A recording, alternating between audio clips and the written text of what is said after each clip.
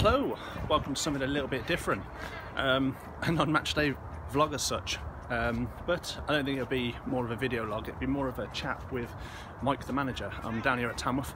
He's been kind enough to allow me to have a chat with him to see how things are going. I put a note saying, has anybody got any questions they want asking, and a few of you have replied, which is good. So it's looking a nice day down here. As you can see, under 21s I think playing on the behind me.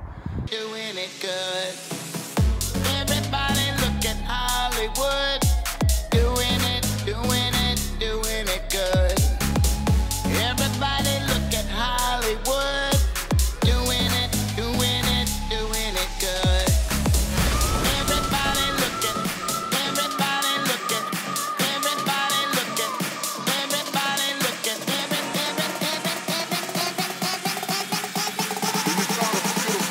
Cheers for taking the time to come and talk to me.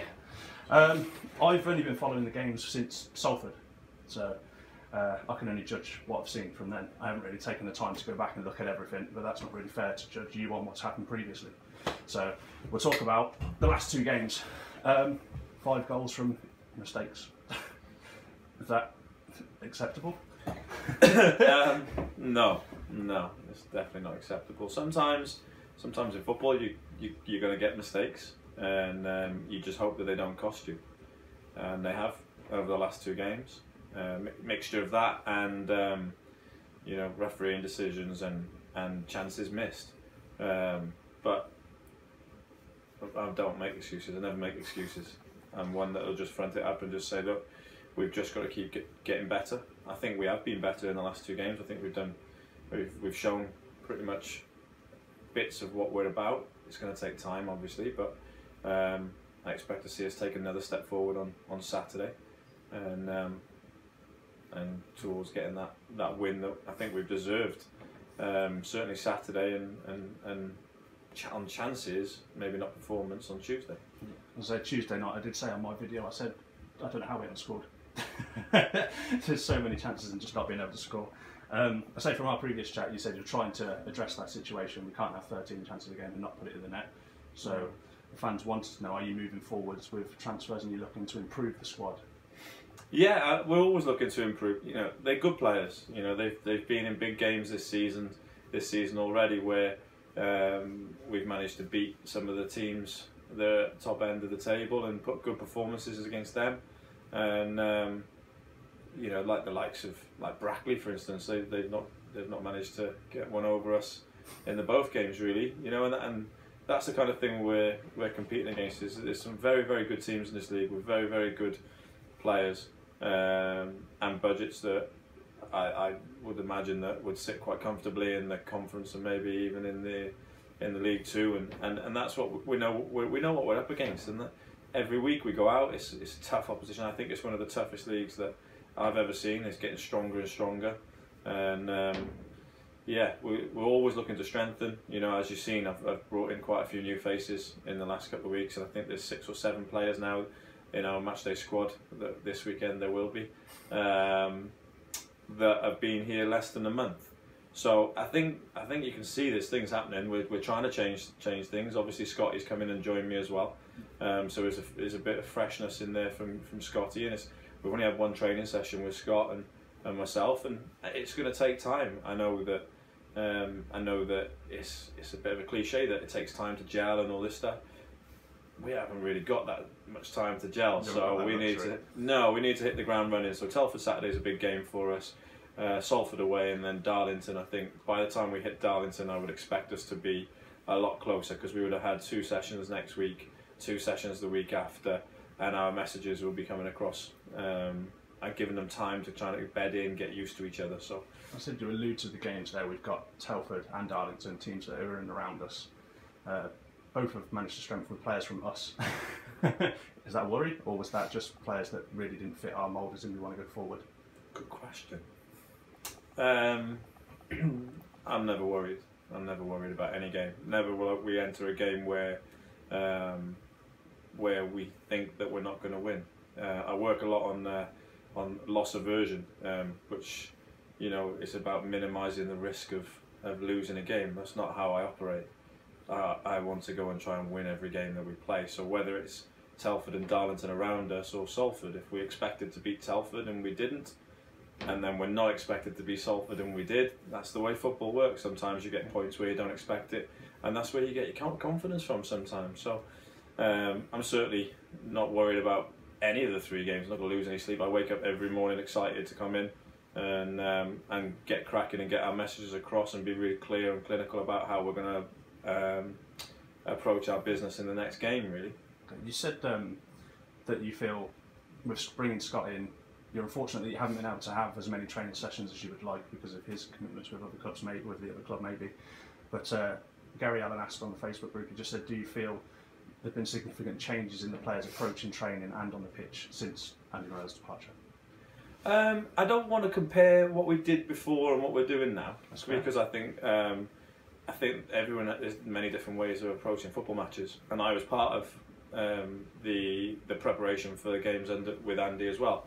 I think that what I will say is what we're doing now, how we go about our business now, and I think the training sessions.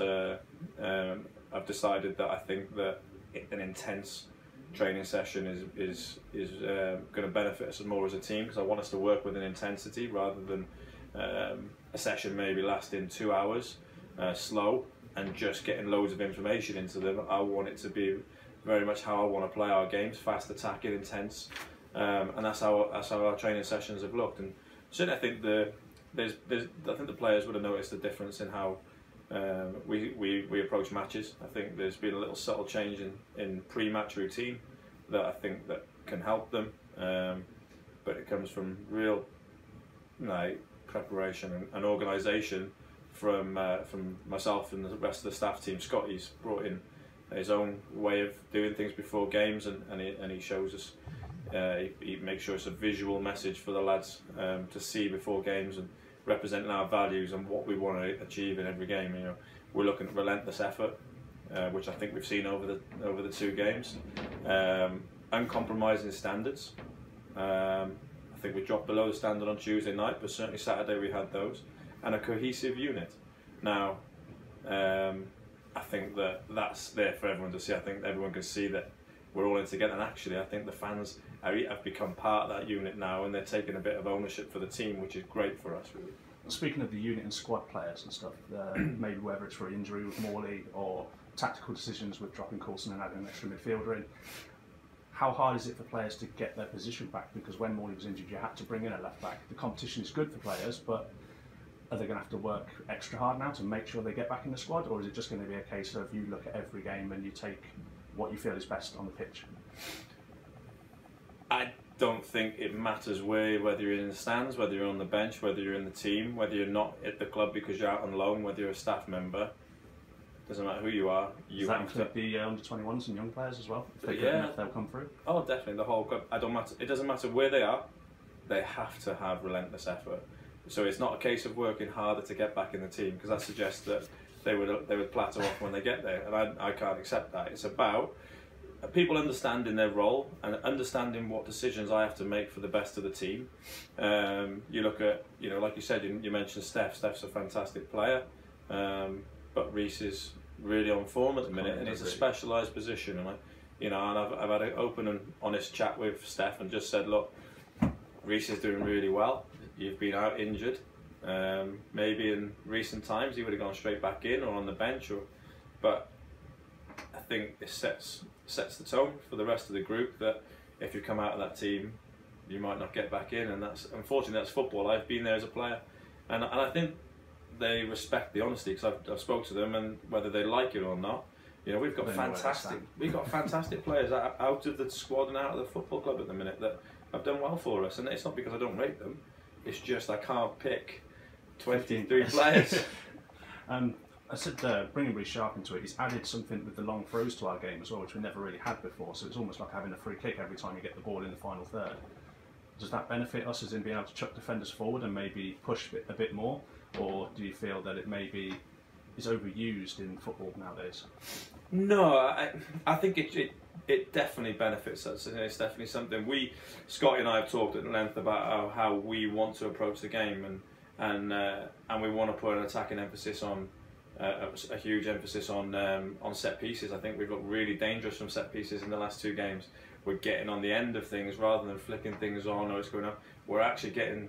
We've had I think in the last 2 games we've had 4 on target from corners and we've hit the bar off 1. So for me, that shows where we're at. And a throw is another one where we can stick the big ones forward and it puts pressure. And I want an immense amount of pressure around that goal. And it feels like for an opposition team that ball's constantly going towards their goal and we're a threat every time we get in that box. So no, definitely, you know, definitely something that'll benefit us. Okay. Someone else asked on the Facebook group as well, short-term and long-term goals. Obviously, you'd love to be in charge for a good long period and take us up the leagues, but realistically, with the budget that's available, the players that are here, where do you see us going in the next year to 3 years, sort of thing?